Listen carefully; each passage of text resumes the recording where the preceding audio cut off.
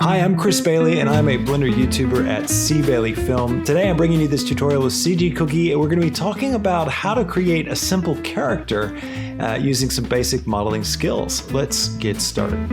Now don't forget to check out cgcookie.com. You can start a free trial today and enjoy all the amazing benefits you get by being a member. Today the plan is to start with the basic cube and turn it into this guy. We're going to go through everything, even the materials, so I hope you're excited. Let's get started. Okay, so here we are in a fresh scene. Let's get started and make our cute little character. I'm going to go ahead and delete the stuff I don't need, the camera and the light, and we're just going to work with this basic cube. Now I'm going to go into edit mode by hitting tab, and I'm going to make a cut right down the middle of my object. And I'm going to do this so I can use a mirror modifier. Now I made that cut by using Control R, which is the loop cut tool. So if you remember from the previous videos on modeling.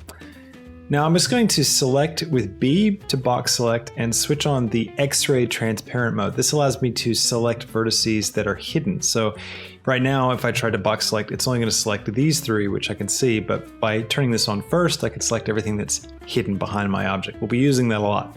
I'm going to delete these vertexes, and I'm going to get out of edit mode, come over here to my modifiers, and I'm going to add in a mirror modifier.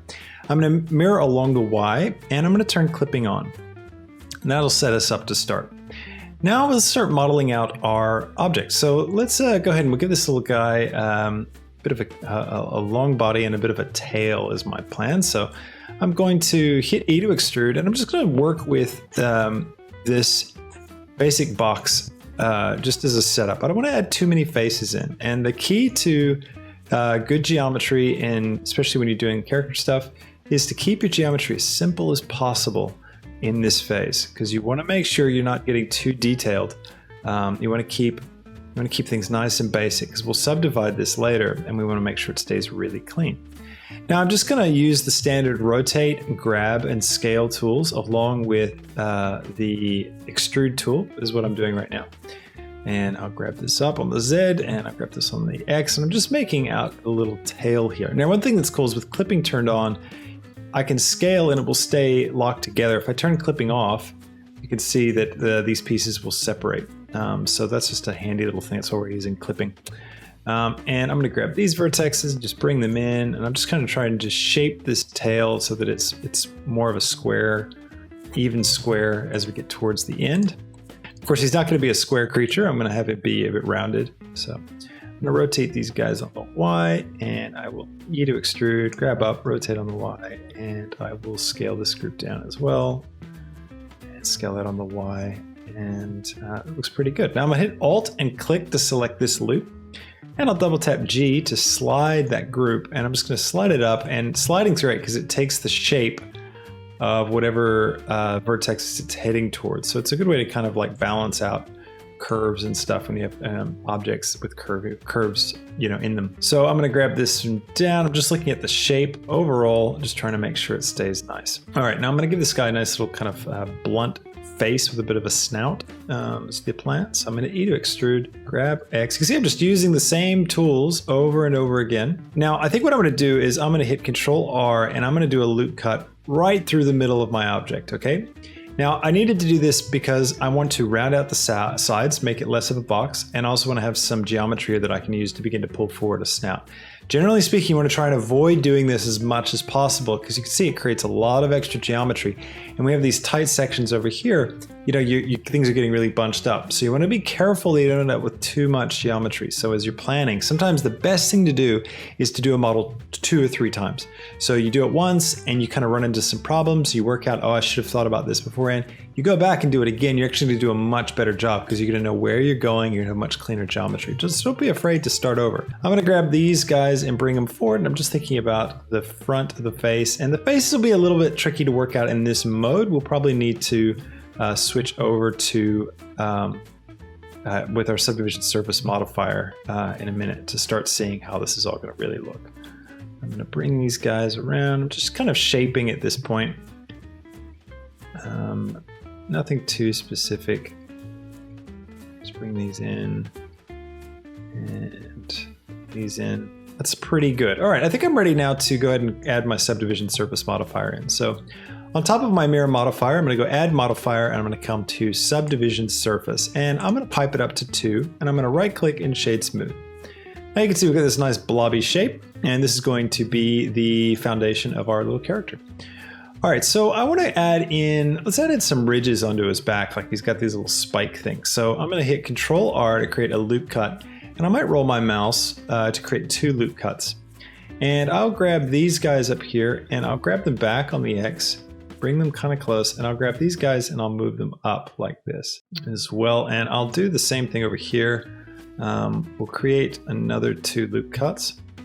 I'll grab this guy up like this, and I'll grab these 2, bring them back. Being careful not to overlap too much there. And I might I'll double tap G to slide these guys back. And I'm also looking at down here. I'm trying to make sure I don't end up with too many extreme angles with my edges. I'm trying to keep my mesh looking, generally relatively even throughout. All right, let's get the face going next. So, and I think we're going to create some horns, but let's create a mouth just down here, I think is where I'm going to want that. So I'm going to select this face, and I'm going to hit I to inset, and then I'm going to drag in. Now, you can see how that inset separated, and I don't want that, right? I want it to actually kind of stay in line with my mirror modifier. So without clicking anything else, if you get this little pop-down menu when you first do your inset, if you lost that, undo and then redo your inset, you'll see this pop up. If I turn off boundary, that's going to allow it to basically stay put along the mirror modifier edge. It's a really handy little extra tool. E to extrude, and I'll scale down and I'll grab up on the Z. I'm going to turn transparent back on, rotate on the Y, and I'm just going to try and create a little bit of a sort of an interior mouth sections, the inside of the mouth. All right, now turn off transparent mode so I can see what it looks like. There we go, got this nice little mouth.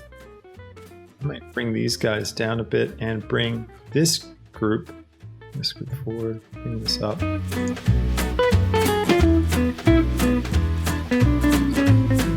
I'm just going to shape out the mouth.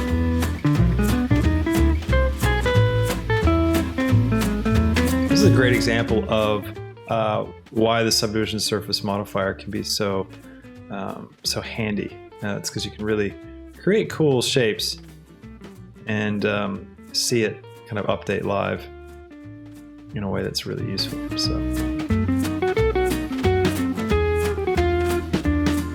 now what I can do is I can come right in here. I can select one of these vertexes and I can Shift S, cursor to selected. I can go out of my model. And I can Shift A and create a cube, and it'll create a cube right where that cursor was. So whenever you create a new object, it's always created at the location of where your 3D cursor is. I'm just going to scale this down. I'm just going to make some teeth. So I'll grab this up a little bit and grab it back. I might go in edit mode here and create a couple of loop cuts like so. And I'll grab this center one by holding down the Alt key and clicking on it, and that'll select that entire loop. And now what I'm going to do is turn on proportional editing, and I'll grab it on the X and I'll roll my mouse wheel just to kind of shrink this proportional editing group down.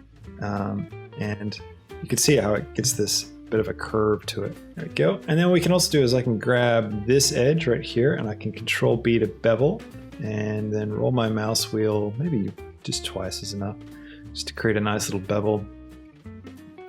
And then we can right click Shade Smooth and turn off transparent mode. I'll just grab this back on the X. And there we go. And I think I'll grab, alt click that edge, alt click this edge, and I'll grab Z and drag these guys up just to kind of create those teeth going up a little bit into the mouth.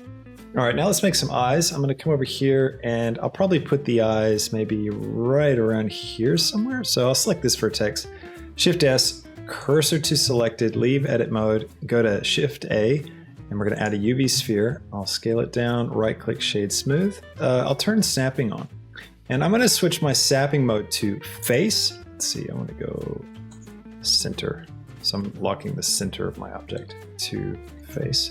And I might scale Z, just elongate that eye a little bit, and rotate Y just to kind of orient it. All right, cool. Now what I can also do now is with this eye, I can just go over here, add modifier, and then add a mirror modifier to the eye. And then what I can do is I can do the same thing as before. I can mirror it along the Y, and then I can select this object, and this will be the mirror object. So we'll use this to determine where it should position. Now we can harvest this geometry here. I'll just Shift D to duplicate, and I'll make sure snapping's turned on. I'll grab this up here, scale this down, rotate it around, thing mirror modifier, and bam, bam, there we go. Now, ooh, got little eyebrows. Bring these in. And we could also grab this one in. I'll turn snapping and my proportional editing off just so I don't mess myself up. And I grab these guys now. But because these edges are close together, when I move these up, you can see we're going to get a bit more of an edge. And that's from the subdivision surface modifier. It's just kind of how it behaves. So yeah, now we got a little bit of a separate body shape there. Let's make some horns for this guy. I'm going to select this face here, and I'll hit I to inset, but this time I don't want to use, I want to turn boundary on, so I want it to be kind of its own thing. And then I'm going to hit E to extrude, and I'm going to switch to local, and I can grab this guy, actually switch to normal, and I can grab this guy along the direction that it's facing, E, and pull it out. And then let's see, I'll take that edge loop. I think I'll bring it in a little bit. And again, now you can see I'm just being creative at this point. Just playing with the shape, playing with how he looks. And let's do some nostrils as well. So I'll select this face. I'll do the same thing. I'll hit I to inset, bring it in, I'll flip it up a little bit, and then E to extrude. Grab this in. Just maybe scale this guy down a touch. And then, so they're not so pig-like, I'll just create a bit of shape. Double tap G to bring these down, and then I'll create maybe a loop cut on the inside to global. I might bring these guys up, or maybe these guys down would look better. Yeah, it looks a little bit better. Bring them forward a touch as well. And then I might even come here and select the last vertices in the nose and just Control plus to expand my selection. And then what I can do is just turn transparent off again so I can see. I want to move them in a bit closer together. And I might create a little more definition in the snout here. So I'm going to click these faces and hit E to extrude, and then grab it on the X just a little bit to bring it out. And that will flatten him out. It's kind of a cool look. All right, now let's make some feet. I'm going to come right down here to the body, and I'm going to think about where I want these feet to be. I think I'll have, what I might do is create one more loop cut right down the middle here, and then select this face and this face. I think I'll bring this group down so that it lines up with the other group. And what I can use is the snapping tool for that. So I can switch snapping to vertex mode, grab Z, move my mouse down with snapping on, and bam, it'll snap to the same Z location as whatever vertex I bring my mouse close to. So now what I can do is I can grab this face and this face, I to inset, bring those guys in just like so, E to extrude, grab them down. I'm gonna create a loop cut just around the bottom like this, and then I'll select this front face and hit E to extrude, grab it on the X and pull it out just to get these little feet. And then what I can do is actually I can come over here and I can delete these vertexes just like so, and then I can fix up the shape of this. So I can look at this and go, all right, I'm going to scale this on the Y a bit so it's a bit more square, and then I'll scale it up this, maybe grab this edge, double tap G to slide it, just to give myself a little more room. And what I can do is I can come over here, select these bottom faces, Control plus to expand my selection, and then Shift D to duplicate. And then I can just grab it on the X and bring it back. And then what I can do is go to vertex mode, turn on transparent so I can see. And I can turn snapping back on, and I can grab those vertices and I can just snap them directly onto those corners of the leg, just like so. Make sure I've got all those, that's right. And now it's going to still look separate because it's basically two vertexes just on top of each other. They're not the same geometry. So I need to hit A to select all, and then M to merge, and merge by distance. And bam, that'll merge those guys up. And now I can tweak these feet down a little bit. Out. Let's bring those vertexes down just to give his belly a little bit of sag. I might move this one up just to kind of even out. And now I'm not too crazy about the pig look that we've got going on, so I'm going to try and pull back on that a little bit by taking these edges and just sliding them, just spreading them out a little more so it's a smoother face, and that's by double tapping G once again. So okay, now I'm going to grab these front two vertexes for my nose. I'm just going to square up these guys a little bit just so the nose shape was a little nicer. And I'm going to grab them on the X with proportional editing turned on and just kind of roll it out a bit, and just to create a bit more of a snout look. And proportional editing is great for just kind of sculpting out a shape really quickly and easily. And again, I need to grab my eyes and eyebrow and just pull them forward a little bit so they're in the scene. All right. Now that we got all this stuff working for us, let's take him and I might just grab this group, grab it on the Y, pull it out a bit, just to round him out. Okay, so I've shrunk down the nose a little bit and just pushed and pulled vertexes to try and smooth out the shape. What I want to do as well is just make sure there's a clear definition between his head and his body. I'm going to come right in here and create a loop cut right behind where his head is. Just bring this up here. So this kind of frill thing becomes a bit of a divider. In fact, I might even scale it down a bit, turn proportional editing off, scale it down just a bit, double tapping G to kind of move it around, just until I've got something that feels nice, feels like it's a separate. Okay, so I've got my little guy pretty much modeled out now. I'm just going to create a little ground plane for him to stand on.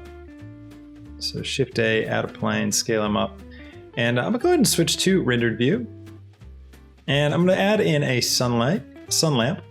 And I'm just going to rotate it a little bit around, and then I'll Shift E to duplicate, and I'll do another one around the other side.